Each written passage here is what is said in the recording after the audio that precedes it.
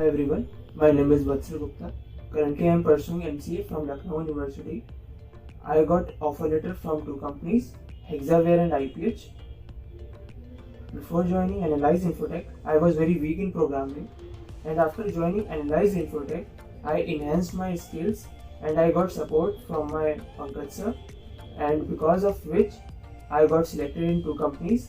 So I would like to request you all, if you are not very good in programming, then you can enhance your skills in programming and take campus selection in any of the respected IT companies. Thank you.